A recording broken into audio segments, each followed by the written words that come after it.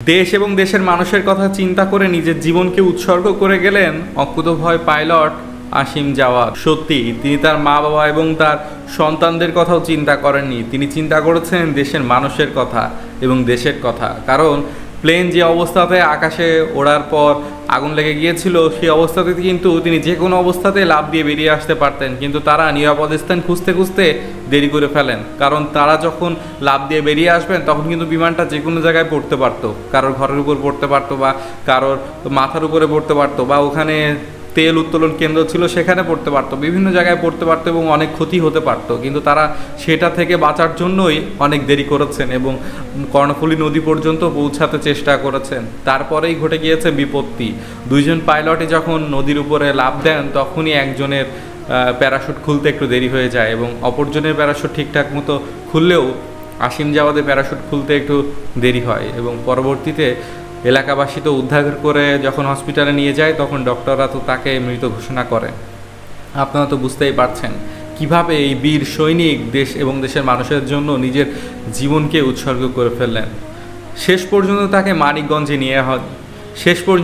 মানিকগঞ্জে নিয়ে যাওয়া হয়েছে, তার প্রিয় বাহনে করে নিয়ে যাওয়া হয়েছে, কিন্তু তিনি সেখানে পাইলট ছিলেন না, তিনি ছিলেন যাত্রী এবং এটাই ছিল তার শেষ যাত্রা।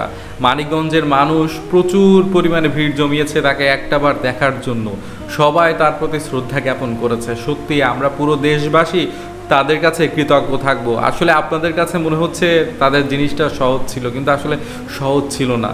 তাদের ওইভাবে ওই মুহূর্তে সিদ্ধান্ত নেওয়াটা অনেক কঠিন ছিল এবং তারা দেশের মানুষের কথা চিন্তা করে নিজের জীবনকে উৎসর্গ করলেন, তার ছোট্ট ছোট্ট বাচ্চাদের কথাও ভাবলেন না। আপনারা একবার চিন্তা করে দেখুন, তারা যে কোনো অবস্থাতেই ধরুন গাছপালার উপর দিয়ে যাচ্ছে তখন লাফ দিয়ে বেরিয়ে আসতে পারতেন এবং পরবর্তীতে সেই বিমানটা গিয়ে কারোর ঘরের উপরে পড়তো, তখন সেখানে যারা থাকতো সেই ঘরে তারা কতজন দুনিয়া ছেড়ে চলে যেত আপনারা তো বুঝতেই পারছেন। এরকম কিন্তু অনেক হয়, কিন্তু তারা সেটা করেননি। এই জন্য আমরা একজন পাইলটকে হারালাম। মানিকগঞ্জে হেলিকপ্টারে করে তাকে নিয়ে যাওয়া হয়েছে আজকে, এবং আজকে জুম্মার পরে সেখানে জানাজাও পড়ানো হয়েছে এবং সেখানকার একটা কবরস্থানে তাকে দাফনও করা হয়ে গেছে অলরেডি। আমরা তাকে হারিয়েও ফেলেছি। তার মা তো পাগল হয়ে গিয়েছে, তার বাবা একজন ডাক্তার।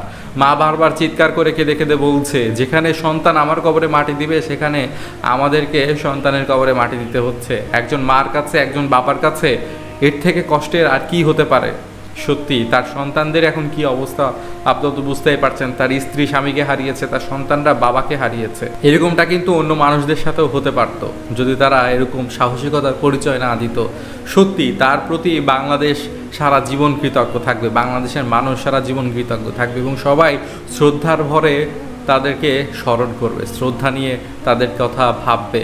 সত্যি তাদের কথা অনেক বেশি ভাবাবে। তারা যেভাবে যে পরিচয়টা দিয়েছে, দুঃসাহসিকতা যে পরিচয়টা দিয়েছে সেটা সত্যিই বিরল, সবসময় দেখা যায়। সত্যি আমরা একজন মেধাবীকে হারিয়ে ফেললাম, তার জন্য আমাদের স্যালুট থাকবে। তো যাই হোক, পুরো বিষয়টা জেনে আপনার কী মনে হলো কমেন্ট করে জানাবেন। তো আজকের মতো বিদায় নিচ্ছি, দেখা হচ্ছে পরবর্তী ঘটনায়। ততক্ষণ আমার সাথেই থাকবেন, ধন্যবাদ।